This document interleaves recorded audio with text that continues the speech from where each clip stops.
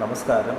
The path is the goal എന്ന discussion സീരീസിൻ്റെ അടുത്ത സെഷനിലേക്ക് വീണ്ടും ഏവർക്കും സ്വാഗതം. നമുക്ക് ആദ്യം മെഡിറ്റേഷൻ ചെയ്യാം. കണ്ണുകളടച്ച് ശാന്തമായിരിക്കും. ഭൂമി മാതാവിനോടും സർവചരാചരങ്ങളോടും അന്തരീക്ഷത്തോടും കൃതജ്ഞത രേഖപ്പെടുത്തും. ഭൂമി മാതാവിൽ നിന്നുമുള്ള ഹീലിംഗ് എനർജി കാലുകളിലൂടെ പ്രവേശിച്ച് ശരീരം മുഴുവൻ വ്യാപിക്കുന്നതായും ശരീരത്തിലെ എല്ലാ ഭാഗങ്ങളെയും എല്ലാ കോശങ്ങളെയും റിലാക്സ് ചെയ്യാൻ സഹായിക്കുന്നതായും അനുഭവിക്കും.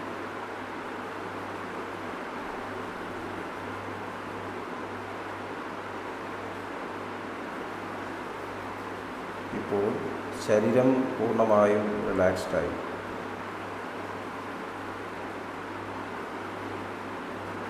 ഈ റിലാക്സേഷൻ ഹൃദയത്തിൽ അനുഭവിക്കും.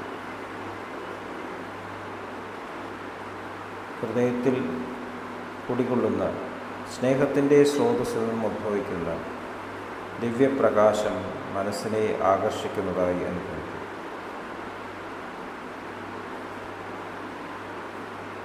ആ ദിവ്യപ്രകാശത്തിൽ ധ്യാനം ആരംഭിക്കും. മനസ്സിൽ ചിന്തകൾ വരുന്നുണ്ടെങ്കിൽ മൃദുവായി അവയെ അവഗണിക്കുക. ദിവ്യപ്രകാശത്തിൽ ധ്യാനം തുടരുക. Please start meditation.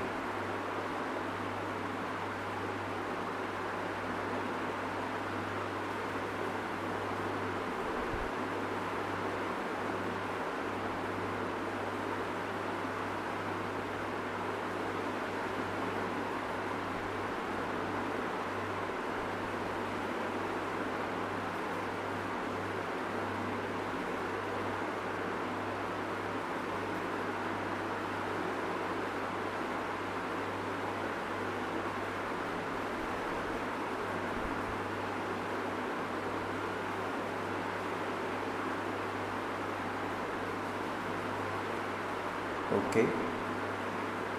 കണ്ടീഷൻ ഹൃദയത്തിൽ നിലനിർത്തി പതുക്കെ കണ്ണുകൾ തുറക്കും.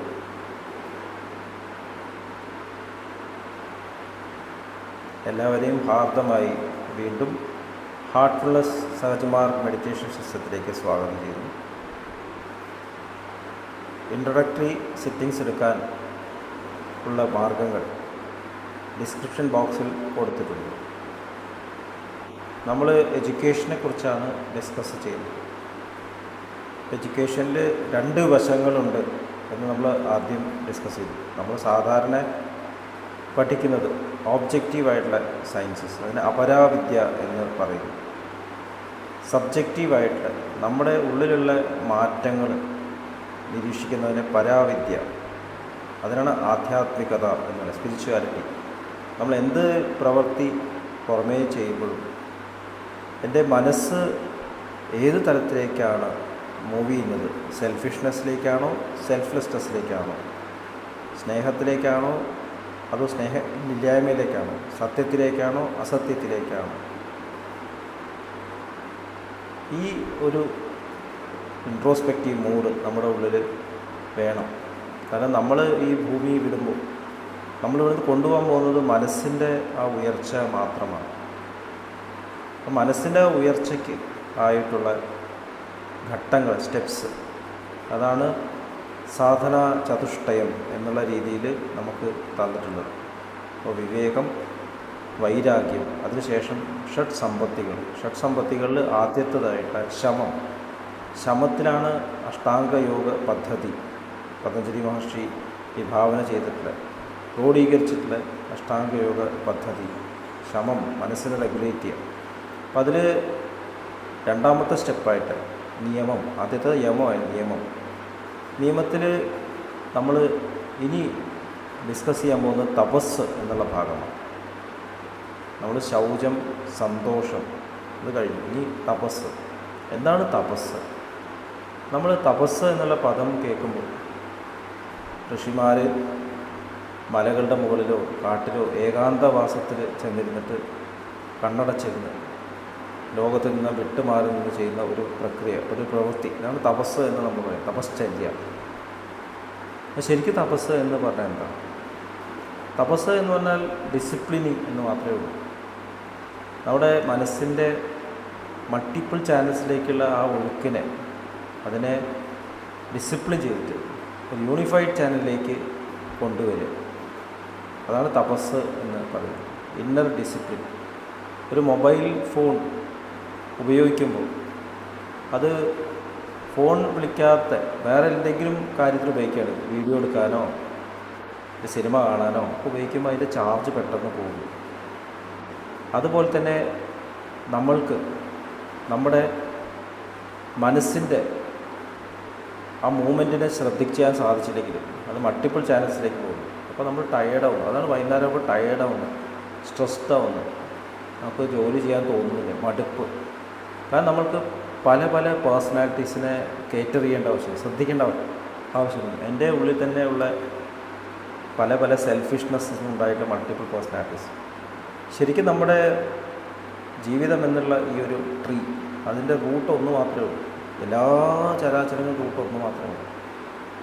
അതിനാണ് പൂർണ്ണത, പരിശുദ്ധമായിട്ടുള്ള സ്നേഹം എന്ന് പറയുന്നത്. റൂട്ട് ഒന്ന് മാത്രമേ ഉള്ളൂ. പക്ഷേ നമ്മൾ പല റൂട്ട്സിലേക്കും ഡൈവേർട്ട് ചെയ്തിരിക്കുകയാണ്. കാരണം നമ്മളൊരു സ്യൂഡോ സെൽഫിലാണ് കണക്ട് ചെയ്തത്.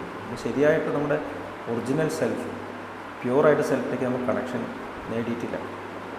അതാണ് മൾട്ടിപ്പിൾ ചാനൽസ് എന്ന് പറയുന്നത്. അപ്പോൾ നമുക്ക് തോന്നുകയാണ് ഒരുപാട് കാര്യങ്ങൾ ഇവിടെ ചെയ്യേണ്ട ആവശ്യമുണ്ട്. ശരിക്കും ഇവിടെ ഒരു കാര്യം മാത്രമേ ചെയ്യേണ്ട കാര്യമുള്ളൂ. നമ്മുടെ ആ ഒറിജിനലായിട്ട് ആ പ്യൂരിറ്റി ഇവിടെ എക്സ്പ്രസ് ചെയ്യുക, പൂർണ്ണമായിട്ട് എക്സ്പ്രസ് ചെയ്യുക. ഇതാണ് എഡ്യൂക്കേഷൻ എന്ന് പറയുന്നത്. Manifestation of the perfection already present within man. അപ്പോൾ അത് മാനിഫെസ്റ്റ് ചെയ്യണമെന്നുണ്ടെങ്കിൽ നമുക്ക് നമ്മുടെ മൾട്ടിപ്പിൾ ചാനൽസിലേക്കുള്ള ഈ പോക്കിനെ, അതിനെ റെഗുലേറ്റ് ചെയ്യേണ്ട ആവശ്യം. ഇതിനാണ് തപസ് എന്ന് പറയുന്നത്, ഡിസിപ്ലിനിങ്. നമ്മളൊരു സമയത്ത് എന്ത് പ്രവൃത്തി ചെയ്യണം എന്നുള്ളത് വ്യക്തമായിട്ട് മനസ്സിലാക്കാൻ സാധിക്കുകയാണെങ്കിൽ നമ്മൾ ഡിസിപ്ലിനാണ്. നമുക്ക് പല പല ആഗ്രഹങ്ങൾ, അതുകൊണ്ട് നമുക്ക് ഒരു കാര്യത്തിൽ ഫോക്കസ് ചെയ്യാൻ സാധിക്കും. ഒരു പ്രവൃത്തി ചെയ്യുമ്പോൾ നമുക്ക് വേറൊന്ന് ചെയ്യാൻ തോന്നും. അപ്പോൾ എല്ലാം ഇൻകംപ്ലീറ്റ് ആണ്. വീട്ടിലത്തെ കാര്യം നോക്കുമ്പോൾ ഓഫീസിലെ കാര്യം മനസ്സിൽ വരും, ഓഫീസിലെ കാര്യം നോക്കുമ്പോൾ വീട്ടിലത്തെ കാര്യം മനസ്സിൽ വരും. അപ്പോൾ ഇത് അൺഡിസിപ്ലിനാണ്. അപ്പോൾ ഡിസിപ്ലിൻ ചെയ്യുക എന്നുള്ളതാണ് തപസ്. അപ്പോൾ അതിലേക്കാണ് നമ്മൾ ഇതുവരെ നമ്മൾ കടന്നു വന്നിട്ടുള്ള ഓരോ സ്റ്റേജസും ഹെൽപ്പ് ചെയ്യുന്നത്. നമ്മുടെ യൂണിഫൈ ചെയ്യുക. ഫിസിക്സിൽ എൻട്രോപ്പി എന്നുള്ളൊരു ഫിനോമിന ഉണ്ട്. ഏതെങ്കിലും ഒരു വസ്തു ശ്രദ്ധിക്കാതെ നമ്മൾ വിട്ട് കഴിഞ്ഞാൽ അത് ഡിസിൻറ്റിഗ്രേറ്റ് ചെയ്യും. നമ്മളിപ്പോൾ ഒരു വീട് പണിതിട്ട് ശ്രദ്ധിക്കാതെ വീട് ഡിസിൻറ്റിഗ്രേറ്റ് ചെയ്യും. അതുപോലെ തന്നെയാണ് നമ്മുടെ ഈ ഒറിജിനലുകളുടെ പ്യൂരിറ്റി. നമ്മളതിൽ അറ്റൻറ്റീവ് ആയിട്ടില്ലെങ്കിൽ അത് മൾട്ടിപ്പിൾ ചാനൽസിലേക്ക് തിരിയുന്നു. നമ്മുടെ ഡിസിൻറ്റിഗ്രേഷൻ തമ്മിൽ പേഴ്സണാലിറ്റി ഡിസിൻറ്റിഗ്രേറ്റ്, മൾട്ടിപ്പിൾ പേഴ്സണാലിറ്റി പോകുന്നു. നമ്മൾ ശ്രദ്ധിക്കുന്നില്ല. അപ്പോൾ എവിടേക്കാണ് നമ്മൾ ശ്രദ്ധിക്കേണ്ടത്? നമ്മുടെ ആ ഒറിജിനൽ പ്യൂരിറ്റിയിലേക്ക് നമ്മൾ ശ്രദ്ധിക്കേണ്ട ആവശ്യം. അപ്പം അത് ഉള്ളിൽ നമ്മളെല്ലാം യോജിപ്പിക്കുന്ന ഒരു അഗ്നി ജനിപ്പിക്കുന്നു. അത് തപസ് എന്ന തപ, ചൂട് എന്നുള്ള അർത്ഥത്തിൽ പറയും. നമ്മൾ വീട് താമസം തുടങ്ങുമ്പോൾ അടുക്കളയിൽ ആദ്യം പാല് കാച്ചും, തീ കത്തിക്കുക.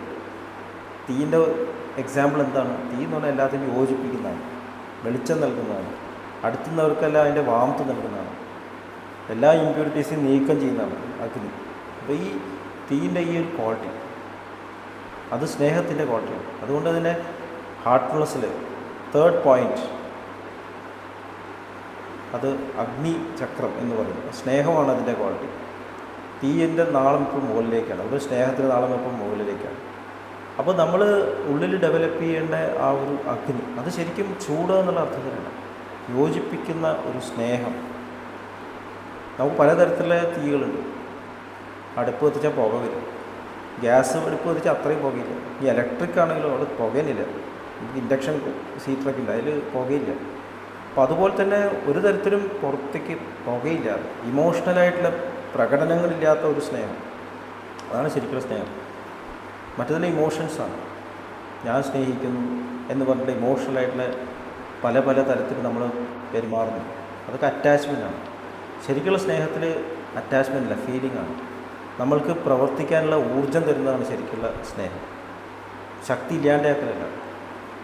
അപ്പോൾ നമ്മുടെ ഉള്ളിലുള്ള ഈ യഥാർത്ഥത്തിലുള്ള സ്നേഹത്തിലേക്ക് നമ്മൾ ഉയരുക. സ്നേഹവർത്തനുണ്ട്, അതിനെ നമുക്ക് അതിലേക്ക് കണക്ട് ചെയ്യും. അതാണ് ഡിസിപ്ലിൻ. അതിന് നമ്മളെന്തിനാ കാട്ടിൽ പോകുന്നത്? കാട്ടിൽ പോകരുത് എന്നാണ് എനിക്ക് തോന്നുന്നത്. നമ്മൾ ഹാർട്ട്ഫുൾനെസ് സഹജമാർഗ സിസ്റ്റത്തിൽ നമുക്ക് ആ പ്യുവറായിട്ടുള്ള ഫ്ലോ പ്രാണാഹുതി ലഭിക്കുന്നു. അപ്പോൾ അതിലേക്ക് നമ്മൾ കണക്റ്റഡായിട്ട് നമ്മൾ എന്ത് പ്രവൃത്തി ചെയ്യുമ്പോഴും അതിനോട് പൊരുത്തപ്പെട്ടിട്ടാണ് പോകുന്നത് എന്ന് ശ്രദ്ധിച്ചു കഴിഞ്ഞാൽ, അറ്റൻറ്റീവായി കഴിഞ്ഞാൽ നമ്മൾ വീണ്ടും മാർഗത്തിലേക്ക് പോകും. നമ്മളെപ്പോഴും ഇന്നർ കോമ്പസ് ശ്രദ്ധിക്കണം എന്നാണ് സഹജമാർഗത്തിലെ മാസ്റ്ററായിട്ട് ദാജി പറഞ്ഞു. ഇന്നർ കോമ്പസ്, ഞാൻ ശരിയായിട്ടുള്ള ദിശയിലാണ് പോകുന്നത്, ഞാൻ സെൽഫ്ലെസ്നെസ്സിലേക്കാണ് പോകുന്നത്, ഞാൻ സ്നേഹത്തിലേക്കാണ് ഉയരുന്നത്. ഇതെല്ലാം ഈസിയാണ്. നമ്മൾ സഹജമാർഗത്തിൽ പ്രാക്ടീസ് ചെയ്യുമ്പോൾ സെൻറ്റർ ചെയ്യാം. നമ്മൾ ഇൻട്രൊഡക്റ്റീവ് സിറ്റിങ്സ് ലഭിക്കുമ്പോൾ തന്നെ കണക്റ്റഡ് ആയി കഴിഞ്ഞു. ആ മെഡിറ്റേറ്റീവ് സ്റ്റേറ്റ് നമ്മൾ ദിവസം മുഴുവൻ നിലനിർത്തിയാൽ മതി. അത് പിന്നെ കണ്ടിന്യൂസ് ആയിട്ട് നമ്മൾ ഉയർത്തി കൊണ്ടുപോകും. ഇതാണ് ശരിക്കുള്ള തപസ്. സഹജമാർഗത്തിലെ 10 പ്രമാണങ്ങൾ ബാബുജി മഹാരാജ് നൽകിയിട്ടുണ്ട്. അത് നമുക്ക് നമ്മുടെ നിത്യജീവിതത്തിൽ പ്രാക്ടീസ് ചെയ്യാൻ പറ്റുന്ന കാര്യങ്ങളാണ്, പറ്റാത്ത കാര്യങ്ങളൊന്നുമല്ല, ബുദ്ധിമുട്ടുള്ള കാര്യങ്ങളാണ്. അവിടെ തുടക്കത്തിൽ നമുക്ക് വിൽ പവർ ഉപയോഗിക്കണം, ഇച്ഛാശക്തി ഉപയോഗിക്കേണ്ട കാര്യങ്ങൾ. കാരണം വില്ലാണ് എൻട്രോപ്പീനെ തടുക്കുന്നത്. ഒരു കുടുംബത്തിൽ ഡിസിൻറ്റിഗ്രേഷൻ ഇല്ലാതെയാവുന്നത് വിൽ, പേരൻസിൻ്റെ ആ സ്നേഹത്തിൽ നിന്നുണ്ടാവുന്ന വിൽ. ശരിക്കും സ്നേഹത്തിൻ്റെ ഒരു ബൈ പ്രോഡക്റ്റാണ് വിൽ. വിൽ എന്ന് പറഞ്ഞാൽ എന്താണ്? വിൽ പവർ എന്ന് പറഞ്ഞാൽ എന്താ? താൽക്കാലികമായിട്ടുള്ള പ്ലഷേഴ്സിന് നമ്മൾ പ്രാധാന്യം കൊടുക്കാതെ ദീർഘകാലത്തെ നന്മയ്ക്ക് വേണ്ടി പ്രാധാന്യം കൊടുക്കുമ്പോൾ അത് വിൽ ഉപയോഗിക്കണം. അപ്പോൾ സിഗരറ്റ് വലി ഹാനികരമാണ്, ഇപ്പോൾ വലിക്കുമ്പോൾ സുഖം ഉണ്ടായിരിക്കും, അത് ദീർഘകാലത്തേക്ക് പ്രശ്നമാണ്. അതുകൊണ്ട് ഞാൻ സിഗരറ്റ് വലി നിർത്തുന്നു, മദ്യപാനം നിർത്തുന്നു, നുണ പറയൽ നിർത്തുന്നു. കാരണം എന്താണ്? ദീർഘകാലത്തേക്ക് നുണ പറഞ്ഞാൽ പ്രശ്നമാണ്. സ്നേഹമാണ് എപ്പോഴും വിജയിക്കുന്നത്. അതുകൊണ്ട് ഞാൻ എപ്പോഴും സ്നേഹിക്കണം. അപ്പോൾ ഈ ഒരു തിരിച്ചറിവ് നമുക്ക് വരുമ്പോൾ അതിന് ആദ്യം വിൽ പവർ ഉപയോഗിക്കണം. സ്കൂളിൽ പോയിട്ട് റെഗുലറായിട്ട് പഠിച്ചു കഴിഞ്ഞാൽ നല്ല മാർക്ക് കിട്ടും, നല്ല ജോലി കിട്ടും. കാരണം ചരിത്രം നോക്കിക്കഴിഞ്ഞാൽ നമുക്കറിയാം, അധ്വാനിക്കുന്നവർക്ക് എപ്പോഴും ജീവിതത്തിൽ ഉയർച്ചയുണ്ടായിട്ടുണ്ട്. ഷോർട്ട് കട്ട്സ് എടുത്തു കഴിഞ്ഞാൽ അതൊക്കെ ടെമ്പററിയാണ്. ചരിത്രത്തിൽ ഇഷ്ടംപോലെ കഥകൾ നമ്മൾ ചരിത്രം വായിക്കുന്നതിന് വേണ്ടി തന്നെയാണ്. അപ്പോൾ ഇത് മനസ്സിലാക്കി നമ്മൾ വിൽ നമ്മളെ കറക്റ്റ് ചെയ്യാൻ ഉപയോഗിക്കും. സഹജമാർഗത്തിൻ്റെ മാസ്റ്ററായിട്ട് ചാരുജി മഹാരാജ് പറയാറുണ്ട്, അവർ അലാം വയ്ക്കുക, 4:30 വെച്ചിട്ടുണ്ടെങ്കിൽ അലാം വെച്ച ഉടനെ തന്നെ എണീക്കുക. അതാണ് വില്ല്. ഒരു പ്രാവശ്യം ഓഫ് ചെയ്ത് കിടന്ന വില്ല് പോയി. ഇപ്പോൾ യൂസ് ചെയ്തില്ലെങ്കിൽ അത് ലൂസ് ചെയ്യുന്നതാണ് പറയുന്നത്. അപ്പോൾ നമ്മൾ വില്ല് ഉപയോഗിച്ച് കഴിഞ്ഞാൽ പിന്നെ വില്ല് ഉപയോഗിക്കേണ്ടി വരില്ല. ദാജി പറയാറുണ്ട്, ഐസ്ക്രീം കഴിക്കാൻ വില്ല് ഉപയോഗിക്കേണ്ട ആവശ്യമില്ല. നിങ്ങൾ സ്നേഹിക്കുന്ന ഒരു വ്യക്തിയുടെ അടുത്തിരിക്കാൻ വില്ല് ഉപയോഗിക്കേണ്ട ആവശ്യമില്ല. അവിടെയൊന്നും ഇച്ഛാശക്തിയുടെ ആവശ്യമില്ല. ആദ്യം നമ്മളിത് കറക്റ്റ് ചെയ്ത് നമ്മൾ ഇൻട്രസ്റ്റ് ഡെവലപ്പ് ചെയ്യാം. നമ്മുടെ ഈ യാത്രയ്ക്ക് നമുക്ക് പ്രാധാന്യം നൽകുക. അപ്പോൾ തുടക്കത്തിലുള്ള ചെറിയൊരു ശ്രമം വന്നു കഴിഞ്ഞാൽ പിന്നെ നമുക്കത് ഓട്ടോമാറ്റിക്കായിട്ട് മാറും. പിന്നെ തപസ് എന്ന് പറഞ്ഞാൽ ഒരു ബുദ്ധിമുട്ടുള്ള കാര്യമില്ല. അതിന് ഇന്ദ്രിയങ്ങളെ ഉള്ളിലേക്ക് പുള്ളി ചെയ്തിട്ട് ശ്രമിക്കുന്ന ഒരു അധ്വാനമായിട്ട് മാറാതെ നമ്മുടെ നിത്യജീവിതത്തിലെ ഒരു ഭാഗമായിട്ട് ഈ തപസ് മാറും. തീർച്ചയായിട്ടും മാറും. ഹാർട്ട്ഫുൾ സഹജമാർഗ സിസ്റ്റത്തിൽ ഇത് വളരെ എളുപ്പം സാധിക്കും. ഇത്രയും പറഞ്ഞുകൊണ്ട് ഇന്നത്തെ ഡിസ്കഷൻ അവസാനിപ്പിക്കാം. അടുത്ത സെഷൻ വരേക്കും വിട വാങ്ങുന്നു. നന്ദി, നമസ്കാരം.